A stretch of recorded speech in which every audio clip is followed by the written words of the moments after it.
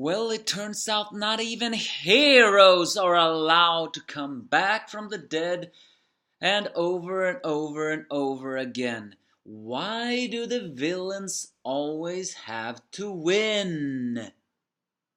Although granted they haven't won yet, but once again the bar is set up very high to suggest something bad is going to happen to the outsiders. Because they are currently way more popular than the Justice League. Note that one line. More popular than the Justice League. There is no way Justice the Light won't exploit that and destroy them from the inside out. We cannot forget Terra after all. Although for the first time in, 5 episodes, she finally speaks again. And we see a little bit more inblick in her personality, once again throwing her, motives in dismay. Because it turns out that Deathstroke did train her, albeit brutally. Granted, Deathstroke was Terra's mentor in the old comics as well, although Terra was a lot more sociopathic at that time. But it's yet to show how sociopathic this Terra really is. It seems to suggest that she has some trauma from the training. Or she is a very good actor. Or actress. Regardless, yes, this is me, the Angry Anime fan, and yes, this is the Young Justice episode Early Warning of Season 3. A lot of things happened and yet nothing at all. What's the biggest thing that happened? Well, it turned out that Violet, Halo, is not gonna come back from the dead after all. Cause, sorry about that. There was some sound in the background that I couldn't really get away from.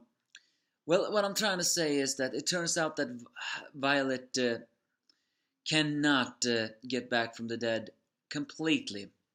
Because it turns out the Mother Box spirit inside Halo's body, which was, the original human girl, cannot handle the Mother Box healing abilities. Her cells are breaking down, and she is dying. How long she has left, I have no idea, and I'm just saying, come on! Quit taking away awesome powers from heroes. Of course, this sends Halo into an enormous heroic BSOD, and even sends her into a, I want to say experimental stage. I mean, granted, however, the Mother Box inside Halo said that even though she is called a Mother Box, she apparently hasn't really identified her gender. I'm still very confused about that. It's a Mother Box. So why doesn't it exactly identify as female? I don't really know. Well, what I mean by that is that during her heroic BSOD, she hangs out with Harper Row, that girl that Forager befriended. And during the time when they drink and all that stuff, Harper actually kisses her. Yeah, it's an on-screen moment here. Young Justice outsiders have really been upping it up a little bit or a lot with the LGBT. In fact, there was a popular theory going around that Eduardo Jr. and Impulse are actually a couple. While that has yet to 100% be proven right, there have been some implications that yes, Bart for some reason is homosexual.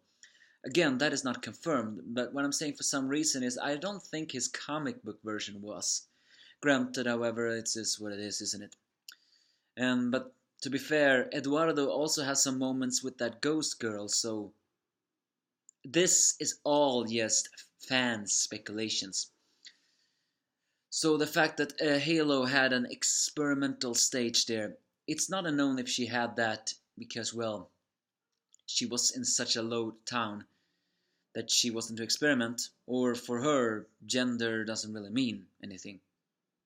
I mean, she is shown to be attracted to men. After all, she was attracted to Geo-Force's naked body.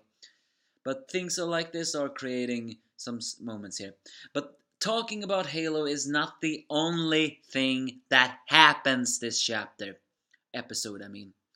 We also have Terra training with Artemis, as Artemis has actually discovered that she has trained under the League of Shadows, and it seems to embrace a little more of the personality of and letting Artemis train her. But it's unknown if she's doing that for, ulterior motives or not.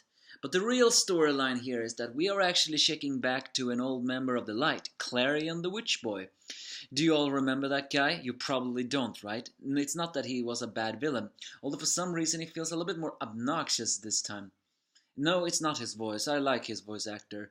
I feel like he's a very underrated one.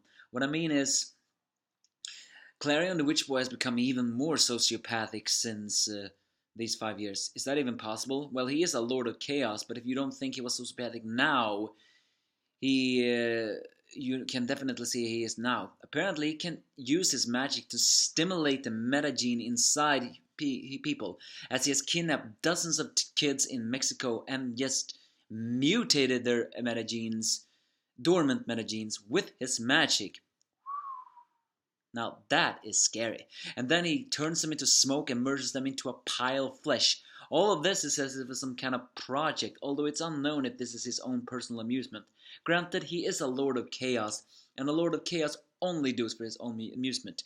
Also, we can really see how the different art style works here. Me and a lot of other people have complained that we didn't 100% like the new animation style for Young Justice. I mean, it is as close to the original animation as possible, but we can see some tweaks here and there on the animation. And unfortunately on Clarion the Witch Boy, it is incredibly obvious. Because now when he gets angry, his skin turns pale. It did not do that in the original one.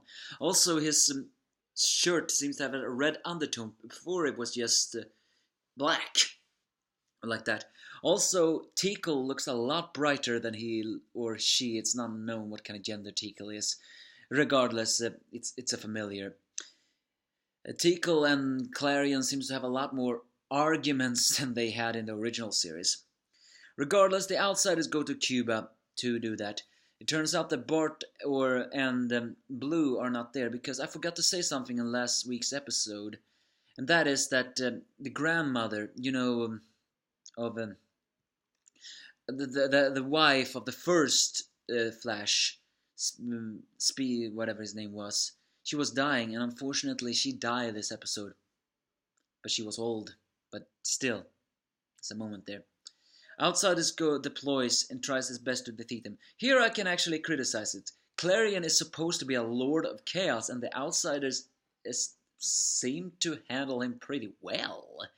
I have a little bit of trouble with that. Not over the fact that the Outsiders can handle him. The villains are supposed to be curb stomped by the heroes. That's how society is supposed to work, but it does not happen in real life. It's just, however, he wasn't this pushy in the original series. That's my problem with it. Most of it all, that it's Beast Boy who's managed to handle him. But then Satana appears, using a glamour machine in order to hide her presence from Mexico, because apparently, Justice Leaguers are not welcome in Cuba. And she manages to teleport Clarion to the Tower of Fate. And apparently, which makes Clarion panic, because according to him, if he's in the Tower of Fate, his magic weakens, or if he gets pursued by Fate.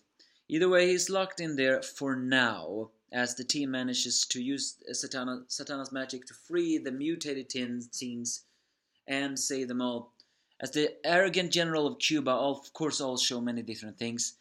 The Outsider proclaims who they are, and even gets support from the unfortunate victims of Clarion. With that, they take them to the youth center, and one of them is unfortunately one who developed gills and is forced to be underwater. When I saw that, I immediately thought of, shouldn't that person belong in Atlantis? Granted, it's a metagene, so human, so she will probably not be welcome in Atlantis. But she almost looks like an Atlantean.